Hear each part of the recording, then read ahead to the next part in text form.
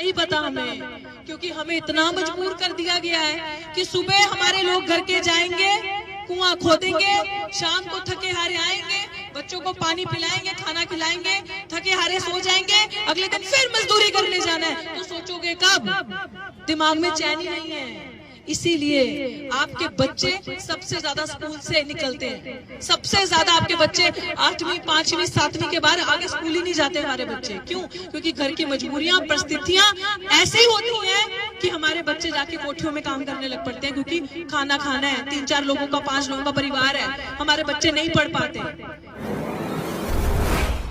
आपके हाथ में एक एक वोट का अधिकार दिया कि जाओ इस देश के राजा बनो, इस देश के शासक बनो, इस देश पे राज करो। महिलाओं की स्थिति इतनी बद से बदतर थी। आज भी देख लो समाज में हमारी क्या हालत है, आज भी देख लो हमें क्या दर्जा दिया जाता है, आज भी हमसे हर गंदा काम करवाया जाता है, आज भी हमारी 9 बच्चों को नौकरियां नहीं मिल रही, आज भी बाबा साहब का दिया हुआ जो रिजर्वेशन है वो हमें नहीं मिल रहा, आज भी सबको ठेके पे करके प्राइवेट कर दिया जा रहा है ताकि मरते रहो, रोते रहो, सरकार के आगे हाथ जोड़ते रहो कि ये आएंगे, कुछ देंगे, हम खाएंगे। ये आपके साथ पता है क्या हो रहा है? एक मुर्गी होती है ना, आज सुबह मैंने बड़ी खूबसूरत बात सुनी। उस मुर्गी को क्या किया जाता है? 5 साल भूखा रखा जाता है। एक मुर्गी को 5 साल भूखा रखा गया। 5 साल के बाद उस मुर्गी को ना 4-5 दाने डाल दिए खाने के लिए, और उस मुर्गी ने फटाफट खाए और उसने कहा देख अच्छा काम किया ना मैंने, राजा ने अच्छा काम किया। राजा, वो मुर्गी कहती है बहुत अच्छा काम किया, यही सबसे अच्छा राजा, यही राजा सबसे अच्छा है, मैं इसी राजा को मानूंगी। तो आपके साथ क्या ये हो रहा है कि नहीं हो रहा?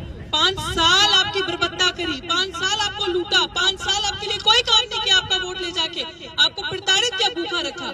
अब जब 5 साल के बाद दोबारा चुनाव आया तो आएंगे सड़क पे, आपकी जेब में 500-500 रुपए डालेंगे या 1000 रुपए दे देंगे कोई बड़ा अमीर होगा धन्ना सेठ, और आपके बच्चों को एक दारू की बोतल पकड़ाएंगे या थोड़ा राशन दे देंगे। हमें लगेगा राजा तो बहुत अच्छा है, राजा ने तो बहुत अच्छा काम किया है, यह पक्का हमारे समाज का हितैषी है। सोचो जब हमारे महापुरुष पढ़े थे ना, आगे बढ़े थे ना, तो वो आपके लिए कलम और किताब के लिए लड़े थे, और ये क्या कर रहे हैं? आपके हाथों में, आपके बच्चों के हाथ में दोबारा झाड़ू पकड़ा रहे हैं कि करो वही काम जो तुम्हारे पुरखे करते आ रहे थे, करो वही काम जिसके लिए तुम्हें बनाया गया था। ढो मैला, उठाओ कूड़ा, डालो गंदगी, तुम्हारे बच्चे शिविर में उतरे, वहां उनकी मौतें हो जाए, ये वही दोबारा आ रहा है। कौन लड़ेगा हमारे लिए? ये धन्ना सेठ, ये वो लोग जो हमारा वोट लेकर जाते हैं। आपको मैं ये बताने आई हूँ, जो वोट की ताकत है ना, ये हमें राजा बनाती है। आप सोचो वो इंसान जो कभी हमारी गलियों में नहीं आएगा, जिस मैडम को आपने वोट देके जिताया आपकी गली में आई 10 साल से जिसका शासन था, आई दोबारा? पूछा आपके बच्चे का हाल? पूछा इन सरकारों ने? कभी ऐसी कि गाड़ियों में घूमते कांच नीचे करके देखा भी कि आपके मोहल्लों में क्या हालत है? अगर यहाँ से निकलती होगी ना तो नाक के आगे कपड़ा देके जाती होगी, इतनी बदबू आती होगी। पूछा कभी हाल? उससे पहले 10 साल से पहले जो 20 साल सरकार ने राज किया कांग्रेस पार्टी ने, वो कभी आई पूछने? उसने कभी कहा कि संविधान के अंदर आपके बच्चों के लिए फ्री स्कॉलरशिप है, कि आपके बच्चों को पैसा मिलेगा, सरकार पैसा देगी, ये पढ़ सकते हैं, ये भी बाबू बन सकते हैं, ये भी कलेक्टर, डीसी, IAS ऑफिसर बन सकते हैं, उस पैसे से जो डॉक्टर अंबेडकर ने आपके लिए रखा है, संविधान के अंदर लिखा है, दिया उन्होंने? नहीं दिया, नहीं दिया ना। कभी कांग्रेस ने दिया? भाजपा ने दिया? नहीं दिया ना। तो हर कदम पे आपको ठगा गया है, हर कदम पे आपके चोरी हुई। आज मैं दिल्ली विश्वविद्यालय में पढ़ा रही थी, लेकिन मैं अपने समाज के हक अधिकार के लिए बोलती थी, तो मुझे चालाकी करके उस कॉलेज से बाहर निकाला गया।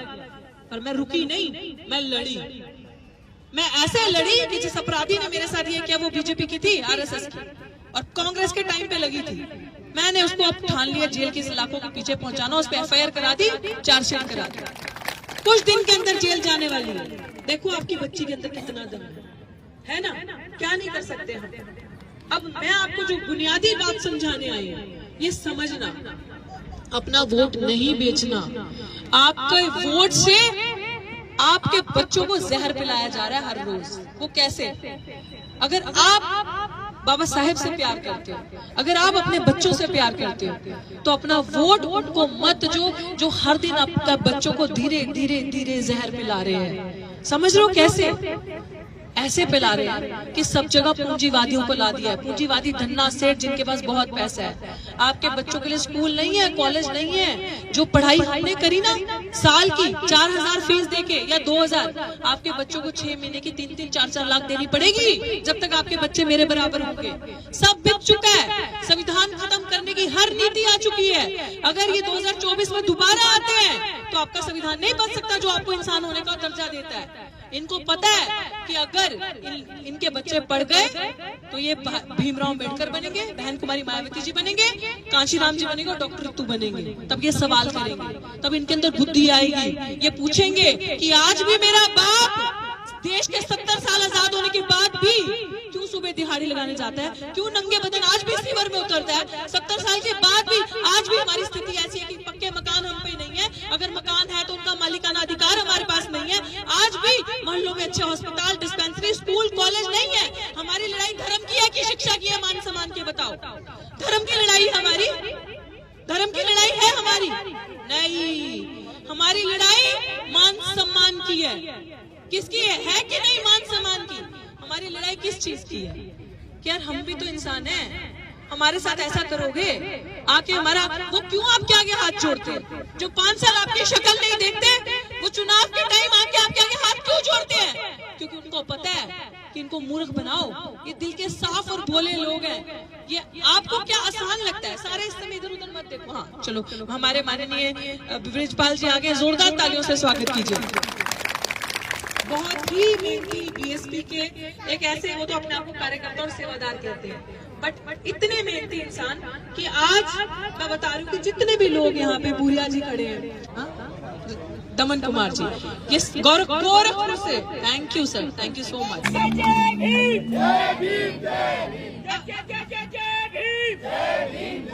अब इतनी जोर से तालियां पुरुष महिलाओं के लिए बजाएं, अब महिलाएं पुरुष के लिए बजाएं, अब बच्चे बजाएं सबके लिए। Thank you. एक दूसरे का हौसला बढ़ाएं। और अब मैं इस पे आती हूँ कि हमें समझने की जरूरत है, बड़ी जरूरत है। और ये बात आपको कोई नहीं बताएगा, वो बड़ी बड़ी बातें करेंगे जी मैं आपके बीच में, मैं बताती हूँ वो क्या करेंगे।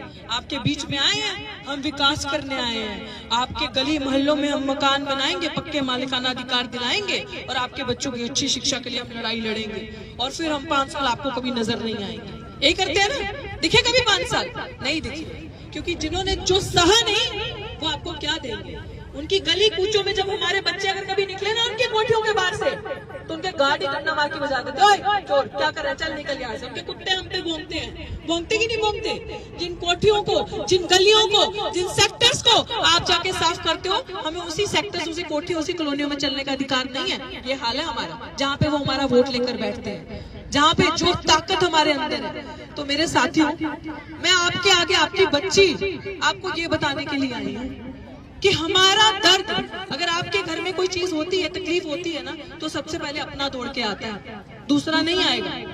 तो अगर आप अपना नेतृत्व, अपने लोगों को नहीं चुनोगे तो आपके लिए कोई नहीं लड़ेगा। ना वो लोग संविधान को मानते हैं, जो दोनों पार्टी, जिसने 20 साल राज किया, कांग्रेस, या अभी 10 साल की अगर मैं भाजपा कहूँ, वो हर काम ऐसा कर रहे हैं जो संविधान के खिलाफ हो।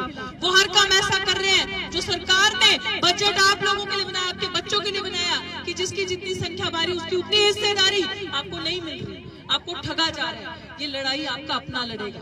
ये लड़ाई वही लड़ सकता है जो आपके बीच का वो तकलीफ देख के, किसान मजदूर का बच्चा, जो आपके अंदर का बच्चा, जिसके माँ बाप ने वो दुख तकलीफ देख के अपने बच्चों को लोन लेके, मजदूरी करके बढ़ा के ऊपर बनाया हो, ये लड़ाई वही लड़ सकता है। तो मैं आपको यही कहने आई हूँ यहाँ पे कि आपकी जो भी तकलीफें हैं मैंने सब सुनी, मैं सब स्टडी कर रही हूँ, इतने दिन से पढ़ रही हूँ कि कहाँ हम ठगे जा रहे हैं। मैं चाहती हूँ आपके बीच में, कल भी जिस मोहल्ले में मैं गई थी, जिस कॉलोनी में, मैंने वहाँ भाषण नहीं दिया, ना ही मुझे नेता बनना भाषण देने के लिए। मैं चाहती हूँ कि आप सब जितने भी बैठे हैं, आपके दिल के अंदर कोई बात है, कोई सवाल है जिसपे हमें काम करना चाहिए, जिसपे जो इन्होंने चोरी की, हमसे ठगी की है, आप मुझे बताओ, ताकि जब मेरा सामना उनके साथ होता है, जब टीवी अखबार मुझसे पूछते हैं, तो मैं जवाब दे सकूं कि मेरे लोगों की ये पीड़ा है, मेरे लोग ये कह रहे हैं, मेरे लोग बता रहे हैं कि हम ऐसे ठगे गए, मेरे लोग बता रहे हैं कि हमें 5 किलो राशन के आगे मोहताज किया जा रहा है, 5 साल भूखा रख के अभी हमें राशन देना चाह रहे हैं। और ये जो 5 साल 5 किलो राशन देने की बात करते हैं ना, याद रखना, वो भी आप देते हो, आपके टैक्स का पैसा है। आपके घर में कौन कौन बच्चा पढ़ रहा है? कौन कौन पेंसिल और किताब खरीदता है? हाथ उठाओ। पेंसिल किताब कौन खरीदता है बच्चों के लिए? चिप्स का पैकेट कौन खरीदता है बच्चों के लिए? तो आपको पता है आप उस पेंसिल पे भी टैक्स देते हो, उस चिप्स के पैकेट पे भी टैक्स देते हो, उस किताब पे भी टैक्स देते हो सरकार को। आप अगर 10 रुपए की किताब लेते हो ना, तो उसका जितना बनता है सरकार का, सरकार उस पर अपना टैक्स काटती है, तब जाके आपको मिलता है। नहीं पता हमें, क्योंकि हमें इतना मजबूर कर दिया गया है कि सुबह हमारे लोग घर के जाएंगे, कुआं खोदेंगे, शाम को थके हारे आएंगे, बच्चों को पानी पिलाएंगे, खाना खिलाएंगे, थके हारे सो जाएंगे, अगले दिन फिर मजदूरी करने जाना है। तो सोचोगे कब?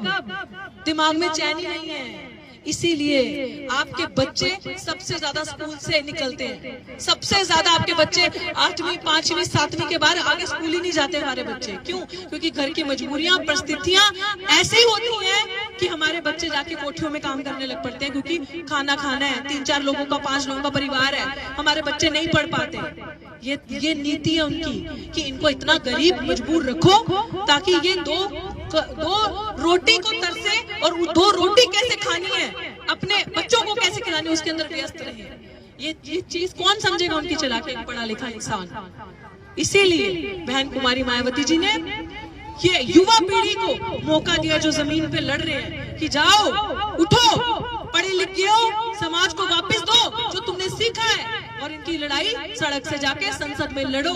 लेकिन संसद में तभी पहुंचेंगे जब हमारे वोट की चोरी नहीं होगी, संसद में तभी पहुंचेंगे। संघर्ष करो, संसद में तो तभी पहुंचेंगे ना जब अपना समाज साथ देगा। संसद पीड़ा क्या है? बाबा साहब कहते थे मुझे मेरे समाज के पढ़े लिखे लोगों ने धोखा दिया, और मैं आज आपके बीच में ये चीज बोल के जा रही हूँ। शायद हम आप इतने ज्यादा पढ़े लिखे ना हो, लेकिन हम लोग जो मेहनत कश लोग होते हैं ना, वो बहुत समझदार होते हैं। उन्होंने वो दुख देखा है, उन्होंने वो तकलीफ देखी है। हम क्यों किसी को अधिकार दें हमारा 5 साल और शोषण करने का? हम क्यों किसी को वोट देकर संसद में बिठाकर राजा बना दें और आपके बच्चे फिर धक्के खाते रहे? ये फैसला आपको करना है। ये सोच और ये समझ आपको रखनी है कि क्या हमने उन चोरों को अपना कीमती वोट देना है। आपको वो हो सकता है इतना बड़ा बड़ा लालच दे आपका एक वोट लेने के लिए, क्योंकि उसको पता है कि 5 साल तक मैं राज करूंगा, मैंने कौन सा दोबारा इनकी गली में आना है वापस। 5 साल तक तो मैं और धन्ना सेठ बन जाऊंगा, बाहर में जाएंगे लोग, लेकिन वहां दहाड़ेगा, चिल्लाएगा वो जो आपके बीच का होगा। ये फैसला आपका है। और अभी मैं अपनी बात को बंद करने के समय ये चाहूंगी कि महिलाएं भी, यूथ भी, बच्चे जो जवान यहाँ खड़े हैं और जो मेरे बुजुर्ग पीछे बैठे हैं, प्लीज जो भी आपके दिल में है ये बात मुझ तक पहुंचाओ, ताकि मैं ये बात आगे पहुंचाऊं, ताकि मैं जहां जाऊं अपने समाज की पीड़ा दिखा पाऊं, ताकि आपकी पीड़ा इस कैमरा में दिखाऊं।